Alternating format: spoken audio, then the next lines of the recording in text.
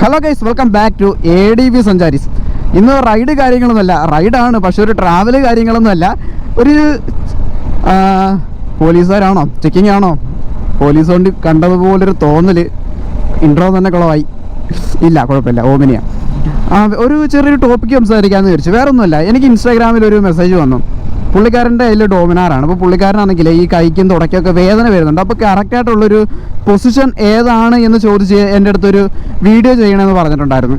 അപ്പം അതുകൊണ്ട് ഇപ്പോൾ ഞാൻ ആലോചിച്ചപ്പം അതും ശരിയാണ്. ഇപ്പോൾ ഡോമിനാർ എടുക്കുന്ന ഒരുപാട് പേര് പറയുന്നുണ്ട് ശരീരം വേദനയുണ്ട്, കൈവേദനയുണ്ട്, കാലുവേദനയുണ്ട് എന്നൊക്കെ പറയുന്നുണ്ട്. പക്ഷെ എന്നെ സംബന്ധിച്ച് എനിക്കങ്ങനെ ഒരുപാട് ദൂരം, ഒരു 100-150 കിലോമീറ്ററിനകത്ത് വെച്ചിട്ടൊന്നും എനിക്ക് കുഴപ്പമൊന്നുമില്ല. ഒരു 100-150 കിലോമീറ്ററൊക്കെ കഴിയുമ്പം എൻ്റെ ബാക്ക്, അതായത് നമ്മുടെ സ്ട്രെല്ല് പറയുന്ന നിതംബങ്ങളൊക്കെ ഒരു പരുവായിട്ട് വരും. അതല്ലാതെ കൈക്ക് വേദന, കാലിന് വേദന ഇപ്പം അങ്ങനെ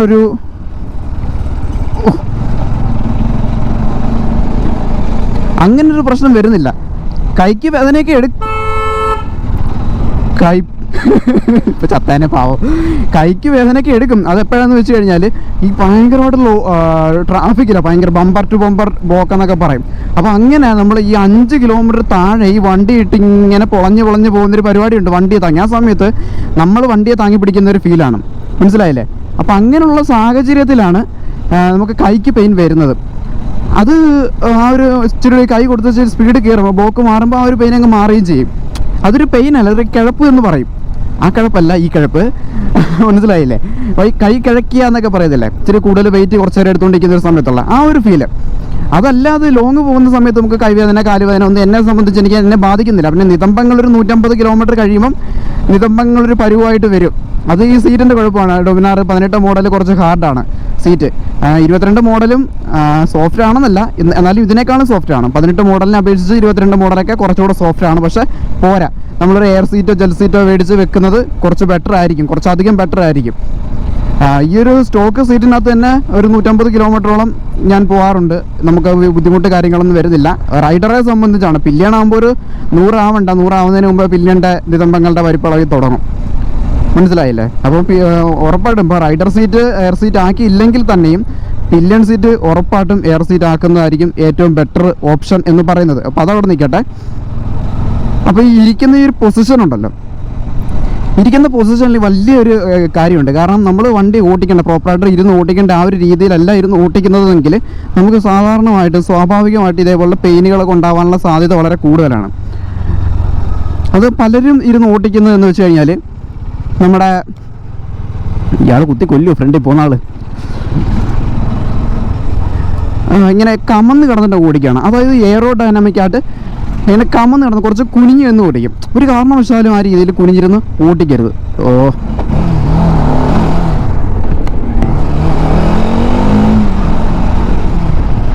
ഗിയർ ഡൗൺ ചെയ്യാതെ ആക്സിലേറ്റർ കൊടുത്ത് ഇങ്ങനെ ഇരിക്കും, ഒന്നും പറയണ്ട. ഞാനാണെങ്കിൽ 3ാമത്തെ ഗിയറാണെന്നും പറഞ്ഞിരിക്കുക, പക്ഷെ 4 കടന്നതെന്ന് തോന്നുന്നു.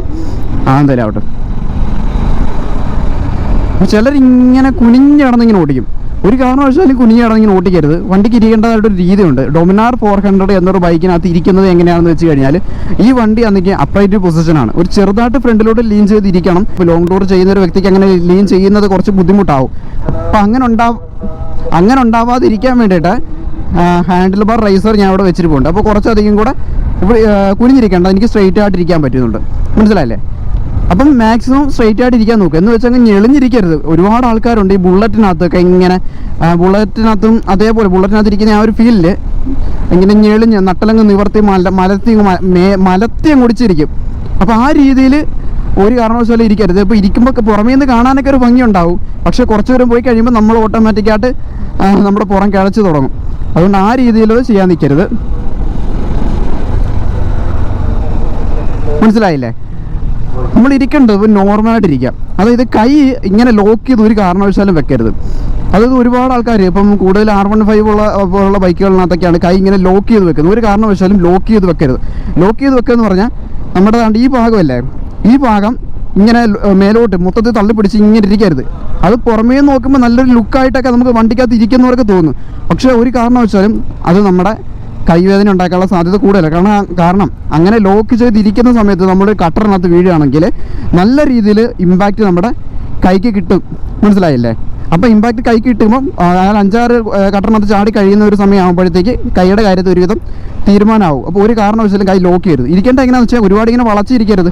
ഒരുപാട് വളച്ചിരുന്ന് കഴിഞ്ഞാൽ നമ്മുടെ പുറം നട്ടൽ വളഞ്ഞിരിക്കുമ്പോൾ നിങ്ങൾക്ക് പുറം വേദന വരും. അപ്പോൾ നോർമലായിട്ടിരിക്കുക, നിങ്ങളൊന്നും വേണ്ട, നോർമലായിട്ട് ഇരുന്നാൽ മതി. അല്ലാതെ വലിയ അങ്ങോട്ടും ഇങ്ങോട്ടും ഒന്ന് അഡ്ജസ്റ്റ് ചെയ്ത് വെക്കേണ്ട യാതൊരു ആവശ്യമില്ല. നോർമലായിട്ട് പിടിക്കുന്ന രീതിയിൽ തന്നെ പിടിച്ചിരിക്കുക എന്നുള്ളതാണ് ഏറ്റവും വലിയ കാര്യം. പിന്നെ ഹാൻഡിൽ മാറി പിടിക്കുന്ന സമയത്ത് ഒരു കാരണവശാലും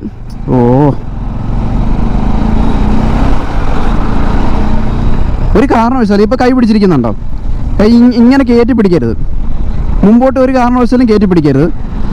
നമ്മൾ അത്രയും കൊണ്ട് ലീൻ ചെയ്തിരിക്കേണ്ട കാര്യമില്ല, നേരെ തന്നെ ഇരിക്കുക, മനസ്സിലായില്ലേ?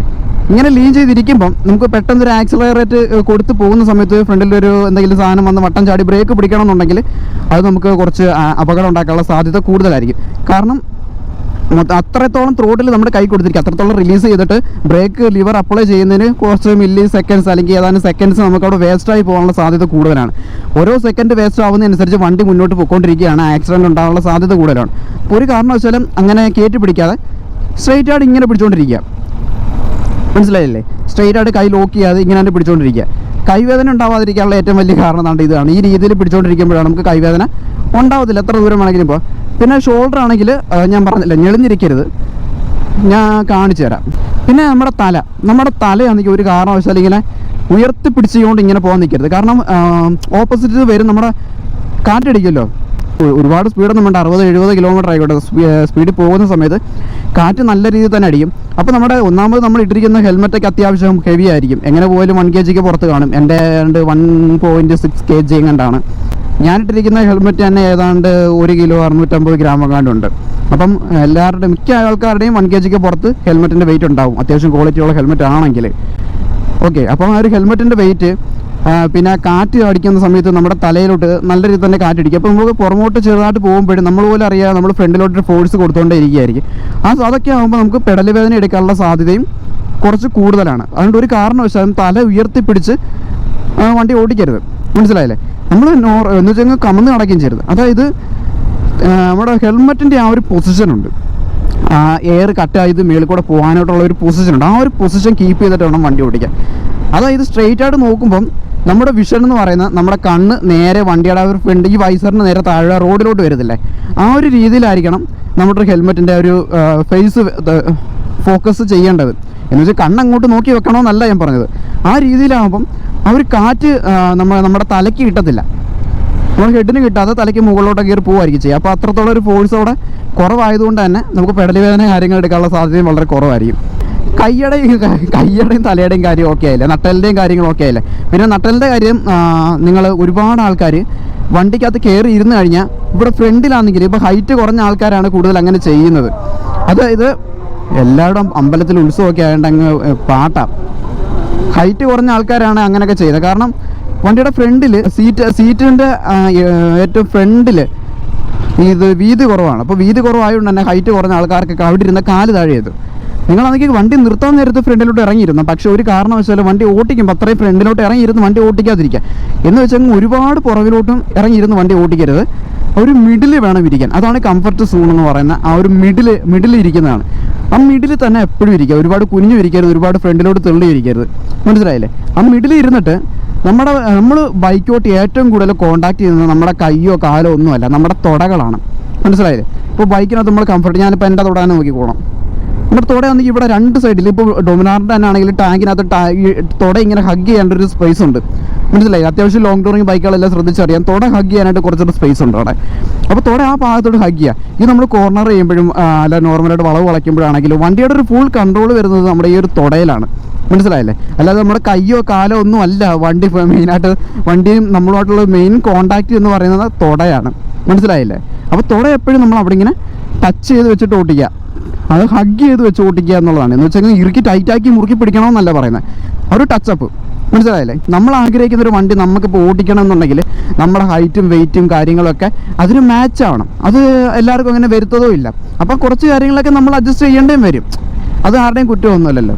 അപ്പോൾ കുറച്ച് ഒരു വണ്ടി അത്രത്തോളം സ്നേഹിക്കുന്നുണ്ടെങ്കിൽ അതൊക്കെ അഡ്ജസ്റ്റ് ചെയ്യാൻ എല്ലാവർക്കും തയ്യാറാവുകയും ചെയ്യും. ഇത് പിന്നെ ഡൊമിനാർ ഓട്ടിച്ചുകൊണ്ട് ദേഹം വേദന മേലുവേദന ഒന്നും വരാനുള്ള സാധ്യത വളരെ കുറവാണ്. എല്ലാവർക്കും ഒന്നും അങ്ങനെ വരാനില്ല. പ്രോപ്പറായിട്ട് ഇരിക്കേണ്ട രീതിയിൽ തന്നെ ഇരുന്ന് പോയി കഴിഞ്ഞാൽ നമുക്ക് അങ്ങനെ ദേഹം വേദനയോ കൈവേദനയോ കാലുവേദനയോ പുറം വേദനയോ ഒന്നും വരാനുള്ള സാധ്യതയില്ല. കാരണം നിങ്ങളൊരു ഹാൻഡിൽ ബാർ റേസർ മേടിച്ച് വെക്കുക, അത്രയേ ഉള്ളൂ. അപ്പോൾ കുറച്ച് ഉയർന്നിരിക്കുക, അത് ഒട്ടും ലീൻ ചെയ്യാതെ, ലോങ് ടൂർ ചെയ്യുന്നവരുടെ കാര്യം പറഞ്ഞു, ഒട്ടും ലീൻ ചെയ്യാതെ നേരെ സ്ട്രെയിറ്റ് ആയിട്ടിരിക്കുക. കൈ ഇവിടെ ലോക്ക് ചെയ്ത് വെക്കാതിരിക്കുക, കൈ ഈ രീതിയിൽ തന്നെ വെച്ചുകൊണ്ടിരിക്കുക. മനസ്സിലായില്ലേ? പിന്നെ എപ്പോഴും പിടിക്കുക. വണ്ടിയുടെ ഒരു ബാലൻസിങ്ങിന് ഏറ്റവും മെയിനായിട്ട് വേണ്ടത് ഒരു കാരണവശാലും വണ്ടിയുടെ ഇപ്പോൾ എനിക്കിപ്പോൾ നക്കൽ കാർഡുണ്ട്, അതില്ലെങ്കിലും ഒരുപാട് പേര് എഡ്ജിലോട്ടായിരിക്കും കയറ്റി പിടിച്ചുകൊണ്ടിരിക്കുന്നത്. മനസ്സിലായില്ലേ? ഈ ഒരു എഡ്ജിലോട്ടായിരിക്കും ഹാൻഡിൽ പിടിക്കുക. അങ്ങനെ ഒരു കാരണവശാലും പിടിക്കരുത്. പിന്നെ ഒരുപാട് ആൾക്കാരുണ്ട് ഇങ്ങനെ കയറ്റി പിടിക്കും, അതായത് ഈ ഭാഗത്തോട്ട് ഇങ്ങനെ കയറ്റി പിടിക്കും. അങ്ങനെയും ഒരു കാരണവശാലും അങ്ങനെയും കയറ്റി പിടിക്കരുത്. വണ്ടി പ്രോപ്പറായിട്ട് കൺട്രോളിൽ നിൽക്കണമെങ്കിൽ, വണ്ടിയുടെ രണ്ട് ഭാഗത്തൊരു വെയിറ്റ് ഒരേപോലെ തന്നെ മാനേജ് ചെയ്ത് കൺട്രോളിൽ നിൽക്കണമെങ്കിൽ ഒരു സെൻറ്റർ ഭാഗത്ത് തന്നെ പിടിക്കുക. പിന്നെ ഏറ്റവും പ്രധാനപ്പെട്ട കാര്യം, നമ്മൾ ഒട്ടും ഒരിടത്തും എനർജി വേസ്റ്റ് ചെയ്യരുത്. മനസ്സിലായില്ലേ? ഒരിടത്തും എനർജി വേസ്റ്റ് ചെയ്യരുത്. ഗിയർ ചേഞ്ച് ചെയ്യുന്നത് എത്രത്തോളം കുറയ്ക്കാൻ പറ്റും അത്രത്തോളം കുറയ്ക്കുക. നമ്മൾ ഓരോ കാര്യം എത്രത്തോളം കുറയ്ക്കുന്നോ അത്രത്തോളം നമ്മുടെ എനർജി സേവ് ആയിരിക്കും. മനസ്സിലായില്ലേ? അതായത് കുണ്ടും കുഴിയൊക്കെ ഉള്ള റോഡിൽ, അല്ലെങ്കിൽ ഇച്ചിരി വളവും തിരിവൊക്കെ ഉള്ള റോഡിൽ ഒരു മിനിമം സ്പീഡിലൊക്കെ പോയി കഴിഞ്ഞാൽ ഒരേ ഗിയർ തന്നെ നമുക്ക് കണ്ടിന്യൂസ് ആയിട്ട് ക്രൂസ് ചെയ്ത് പോകാൻ പറ്റും. 40 30 എത്രയല്ലേ ആയിക്കോട്ടെ, നമുക്ക് ആ രീതിയിൽ തന്നെ പോകാൻ പറ്റും. അപ്പം എത്രത്തോളം എനർജി സേവ് ചെയ്യുന്നു അത്രത്തോളം നിങ്ങൾ ടയേർഡ് ആവാതിരിക്കും എന്നുള്ളതാണ് ഞാൻ ഉദ്ദേശിച്ചത്. മനസ്സിലായോ? ഇപ്പോൾ ലോങ് ടൂർ ചെയ്യുന്ന ആ ഒരു സമയത്തൊക്കെ ആണെങ്കിൽ ഈ ഒരു ബൈക്ക്, കാറിനകത്ത് പോയി കഴിഞ്ഞാൽ അത്രയും ക്ഷീണം തോന്നത്തില്ല. ബൈക്കിനകത്ത് പോയി കഴിഞ്ഞാൽ നല്ല രീതിയിൽ തന്നെ കാറ്റ് നമ്മുടെ ദേഹത്തോട് അടിക്കുകയല്ലേ, അപ്പോൾ അത്രയും ടയേർഡ് ആവും നമ്മൾ. അപ്പോൾ അങ്ങനെ ടയേർഡ് ആവുന്നതിനെ റിക്കവർ ചെയ്യാൻ വേണ്ടിയിട്ടുള്ള കുറച്ച് ആ ഒരു കാര്യമാണ് ഞാൻ പറഞ്ഞത്. എത്രത്തോളം നമ്മളിപ്പോൾ ഗിയർ ഷിഫ്റ്റിങ്, ക്ലച്ച് പിടിക്കുന്നതോ ബ്രേക്ക് പിടിക്കുന്നതോ ഒക്കെ എത്രത്തോളം കുറയ്ക്കാൻ പറ്റും എന്ന് വെച്ചാൽ ബ്രേക്ക് പിടിക്കാതിരിക്കണമെന്നല്ല ഞാൻ പറയുന്നത്. നിങ്ങളുടെ സാഹചര്യം മാക്സിമം ഒഴിവാക്കി വണ്ടി ഓടിക്കുക, ആ ഒരു സ്പീഡ് ലിമിറ്റ് കൺട്രോൾ ചെയ്ത് വണ്ടി ഓടിക്കുക എന്നാണ് ഞാൻ ഉദ്ദേശിച്ചത്. നല്ല മഞ്ഞ വണ്ടി, മനസ്സിലായല്ലേ?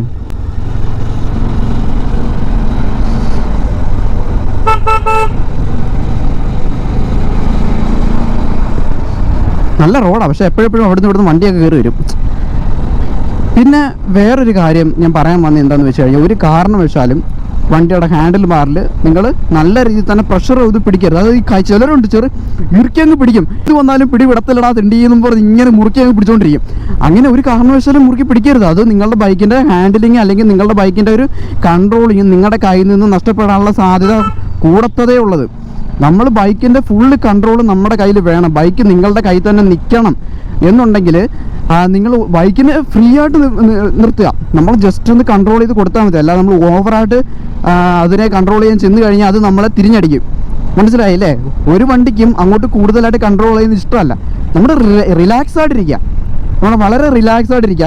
ചിലരുണ്ട് ഈ കുണ്ടും കുഴിയൊക്കെ വരുന്ന സമയത്തൊക്കെ ആണെങ്കിൽ നല്ല രീതിയിൽ തന്നെ ടൈറ്റ് ചെയ്ത് പിടിക്കും. അങ്ങനെ ടൈറ്റ് ചെയ്ത് പിടിക്കുന്ന സമയത്ത് ഹാൻഡിലും നമുക്ക് കൈവേദനയും കാലുവേദനയൊക്കെ എടുക്കും. ചില സമയത്ത് നമ്മുടെ കയ്യിൽ നിന്ന് വണ്ടി കൺട്രോൾ വിട്ട് പോകാനുള്ള സാധ്യതയൊക്കെ കൂടുതലാണ്. പക്ഷേ നമ്മൾ എന്ത് ചെയ്യുക, ബൈക്കിനെ ഫ്രീ ആയിട്ട് വിടാം. ഞാനൊക്കെ ചില കുണ്ടും കുഴിയൊക്കെ പോകുന്നതാണ്ട് ഇങ്ങനെ ജസ്റ്റ് രണ്ട് കൈ താണ്ട് ഇങ്ങനെ വെച്ചുകൊണ്ടേ ഇരിക്കത്തുള്ളൂ. വണ്ടി എന്ന് വെച്ചാൽ ഓവർ സ്പീഡിലല്ല, കുറഞ്ഞ സ്പീഡിൽ. ഓവർ സ്പീഡിലൊന്നും അങ്ങനെ ചെയ്യരുത്. ഓവർ സ്പീഡിൽ ആരും കുണ്ടും കുഴിയൊന്നും ചാടത്തില്ല, അത് വേറെ കാര്യം. ഞാൻ പറഞ്ഞതേ ഉള്ളൂ. നമ്മൾ അത്യാവശ്യം ഒരു ഗട്ടറുള്ള റോഡൊക്കെയാണ്, ചില ചെറിയൊരു ഹമ്പൊക്കെ ആണെങ്കിൽ തണ്ടേ ജസ്റ്റ് ഇങ്ങനെ കൈ ഇങ്ങനെ വെച്ചുകൊണ്ടിരിക്കത്തുള്ളൂ. വണ്ടി നൈസാണെങ്കിൽ കയറി ഇറങ്ങിയേ പൊക്കോളൂ. അപ്പോൾ നമുക്ക് വലിയ ഇമ്പാക്റ്റും തോന്നത്തില്ല, വളരെ സ്മൂത്ത് ആയിരിക്കും. അല്ല ബലം പിടിച്ചിരിക്കുമ്പോൾ ഉണ്ടല്ലോ നമ്മുടെ കൈക്കെല്ലാം അത്രത്തോളം നമ്മളതുകൊണ്ട് വലിയ കുഴിക്കകത്തൊക്കെ വീണൊരു ഫീലായിരിക്കും നമുക്ക് കിട്ടുന്നത്. എന്നുവെച്ചാൽ ഓഫ് റോഡ് ഓടിക്കുന്ന ആൾക്കാരൊന്നും ഞാൻ ഇങ്ങനെ പറഞ്ഞെന്നും പറഞ്ഞ് ഇങ്ങനെ കൊണ്ട് കൈ വെക്കരുത്. ഞാൻ പറഞ്ഞ റോഡിലുള്ള നോർമലായിട്ടുള്ള കുഴികളൊക്കെയാണ്. ഓഫ് റോഡിൻ്റെ കാര്യം പറയാനാണെങ്കിൽ അത് വേറെ തലമാണ്. ഒരുപാട് ആൾക്കാർ വിചാരിക്കുന്നത് ഓഫ് റോഡ് ഓടിക്കുന്ന സമയത്ത് എണീറ്റ് നിന്ന് കഴിഞ്ഞാൽ എല്ലാം ആയെന്നാണ്. ആ എണീറ്റ് നിൽക്കുന്നതിനൊരു രീതിയുണ്ട്, അതറിയാമോ? അതായത് നമ്മളിപ്പോൾ ഒരു ഓഫ് റോഡ് പോകുന്ന സമയത്ത് ആ വണ്ടിക്കകത്ത് വരുന്നൊരു ഇമ്പാക്റ്റ് നമ്മുടെ ദേഹത്തോട്ട് വരാതിരിക്കാൻ വേണ്ടിയിട്ടാണ് നമ്മൾ എണീറ്റ് നിൽക്കുന്നത്, ശരിയല്ലേ? ചിലരാണെങ്കിൽ ചുമ്മാ അങ്ങ് എണീറ്റ് നിൽക്കുകയാണ്, ചുമ്മാ നോർമലായിട്ട് എണീറ്റ്. അങ്ങനെയല്ല എണീറ്റ് നിൽക്കേണ്ട. നമ്മൾ കാലിൻ്റെ മുട്ട് വളച്ച് വെക്കുക. കാലിൻ്റെ മുട്ട് വളച്ച് വെച്ച് കൈയിനാണ്ട് രണ്ട് പൊസിഷനിലോട്ടാണ്ട് ഈ രീതിയിലോട്ട് ഇങ്ങനെ പിടിക്കുക. ഒരുപാട് കമക്കണമെന്നല്ല, ഈ രീതിയിലോട്ട് പിടിക്കുക. അല്ലാതെ സ്ട്രെയിറ്റ് പിടിച്ചു വെച്ച് കഴിഞ്ഞാൽ പെട്ടെന്ന് ഒരു കല്ലിൽ എവിടെയെങ്കിലും തട്ടിക്കഴിഞ്ഞാൽ നമ്മൾ മുന്നോട്ടങ്ങ് തെറിച്ച് പോകത്തില്ല. പക്ഷേ ഈ രീതിയിൽ കൊടുത്തിരുന്ന് കഴിഞ്ഞാൽ ഫ്രണ്ടിൽ ഒരു ഇമ്പാക്റ്റ് വന്ന് തട്ടിക്കഴിഞ്ഞാൽ ഒരു കല്ലിനകത്ത് കുഴിക്കകത്ത് വണ്ടി ഒന്ന് വീണ് കഴിഞ്ഞാൽ നമ്മൾ ഒരു കാരണവശാലും മുന്നോട്ട് മറിഞ്ഞ് വീഴത്തില്ല. മനസ്സിലായോ? അപ്പോൾ കൈയുടെ ഒരു സപ്പോർട്ട്, കൈ ഇങ്ങനെ വളഞ്ഞിരിക്കുന്നതുകൊണ്ട് ഇവിടെ ആയിരിക്കും ബലം വരുന്നത്, കൈയുടെ മുട്ടിൻ്റെ ഈ ഭാഗത്തായിരിക്കും ബലം വരുന്നത്. അല്ലാതെ നമ്മൾ നോർമലായിട്ട് ഇങ്ങനെ പിടിച്ചുകൊണ്ട് ഇന്ന് കഴിഞ്ഞാൽ നമ്മുടെ ഈ ഒരു ഇവിടെയാണ് ബലം വരുന്നത്, ബാക്കി ഇത്രയും നമ്മുടെ ബോഡിയിലോട്ട് കിടക്കുക. അപ്പോൾ ഒരു ഇമ്പാക്റ്റ് വരുന്ന സമയത്ത്, ഫ്രണ്ടിലൊരു ഇമ്പാക്റ്റ് വരുന്ന സമയത്ത് നമ്മുടെ ബോഡി ഫുള്ള് നമ്മൾ മൊത്തത്തിൽ അങ്ങ് റോൾ ചെയ്ത് മുമ്പോട്ട് പോവുക ചെയ്യുക. അല്ലാതെ ചുമ്മാ അങ്ങ് എണീറ്റ് ഇന്ന് കൊടുത്തു കഴിഞ്ഞാൽ ഓഫ് റോഡ് ആവത്തില്ല അത് അങ്ങനെ ചുമ്മാ എണീറ്റ് നിന്ന് ചില കുണ്ടും കുഴിയൊക്കെ ചെന്ന് കഴിഞ്ഞ് കൈ ഇങ്ങനെ എണീറ്റ് നിന്ന് കൈ ഇങ്ങനെ ലോക്ക് ചെയ്ത് പിടിച്ചു കഴിഞ്ഞാൽ അത്രയും ഇത് പെയിനും കൂടെ നമ്മുടെ ഷോൾഡറിൽ കിട്ടത്തേ ഉള്ളൂ. അതൊരു ഇമ്പാക്റ്റ് നമ്മുടെ ഷോൾഡറിൽ കിട്ടി നമുക്ക് ഷോൾഡർ പെയിനും കാര്യങ്ങളൊക്കെ ഉണ്ടാവത്തതേ ഉള്ളൂ. നമ്മുടെ ഹാൻഡിൽ ബാറിൻ്റെ തൊട്ട് ആ ഒരു മുകളിൻ്റെ ഏകദേശം ആ ഒരു ഭാഗത്ത് വേണം നമ്മുടെ ചെസ്റ്റ് വരാനായിട്ട്. രണ്ട് കൈയും രണ്ട് സൈഡിലോട്ട് പിടിച്ചുകൊണ്ടിരിക്കുക, കാലിൻ്റെ മുട്ടും വളച്ചുകൊണ്ടിരിക്കുക, വളച്ചിട്ട് വേണം എണീറ്റിരിക്കുക. അല്ല സ്റ്റഡിയായിട്ട് എണീറ്റ് നിൽക്കരുത്. സ്റ്റഡിയായിട്ട് എണീറ്റ് നിന്നുള്ള കുഴപ്പം എന്താണെന്ന് വെച്ച് കഴിഞ്ഞാൽ ഒരു കല്ലിനകത്ത് കയറി അല്ലെങ്കിൽ കല്ലിനകത്ത് ചാടി വണ്ടി ഒന്ന് ബാക്ക് വീലും ജമ്പ് ചെയ്ത് കഴിഞ്ഞാൽ നമ്മുടെ കാല് സ്ലിപ്പായി നമ്മൾ മറിഞ്ഞു വീഴാനുള്ള സാധ്യതയും കൂടുതലാണ്. പക്ഷേ നമ്മൾ മുട്ട് വളച്ച് വെക്കുന്ന സമയത്ത് നമുക്ക് അത്രത്തോളം ഇമ്പാക്റ്റ് നമ്മുടെ ഫൂട്ടിലല്ല വരുന്നത്, നമ്മുടെ മുട്ടിലാണ് വരുന്നത്. മനസ്സിലായില്ലേ? വീഴാനുള്ള സാധ്യതയൊക്കെ കുറയും. ഇതിന് ഒരുപാട് ഇതുണ്ട്, പഠിക്കാനായിട്ട് ഒരുപാട് കാര്യങ്ങളുണ്ട്. അല്ലാതെ ഒരു ഇമ്പൾസോ എസ്പ്ലക്സോ അല്ലെങ്കിൽ എന്താ പറയുക ഹിമാലയനൊക്കെ എടുത്ത് ഓഫ് റോഡ് വണ്ടി കിട്ടി എഡിറ്റ് ചെയ്ത് ഓടിച്ച് കഴിഞ്ഞാൽ ഓഫ് റോഡ് ആവുമെന്ന് പറഞ്ഞ് ഇങ്ങനെയൊക്കെ പോയി കഴിഞ്ഞാൽ കൈയും കാലും വേറെ എടുത്ത് കിടക്കാനേ പറ്റത്തുള്ളൂ. ഓരോ വണ്ടി ഓടിക്കുന്നതിന് അതിൻ്റെതായിട്ടൊരു രീതിയുണ്ട്. ആ ഒരു രീതി മെയിൻറ്റെയിൻ ചെയ്ത് ഓടിച്ച് കഴിഞ്ഞാൽ നമുക്ക് എത്ര ദൂരം വേണമെങ്കിലും കവർ ചെയ്യാൻ പറ്റും. മനസ്സിലായില്ലേ? അപ്പോൾ ഇത്രയൊക്കെ ഉള്ളൂ ഇന്നത്തെ ഒരു വീഡിയോ എന്ന് പറയാൻ, ഇത്രയൊക്കെ ഉള്ളൂ. അപ്പോൾ ഇതേപോലെ ഇപ്പോൾ വേറെ എന്തെങ്കിലുമൊക്കെ വീഡിയോസൊക്കെ ചെയ്യണമെന്നുണ്ടെങ്കിൽ പറയാം, നമുക്ക് ചെയ്യാം.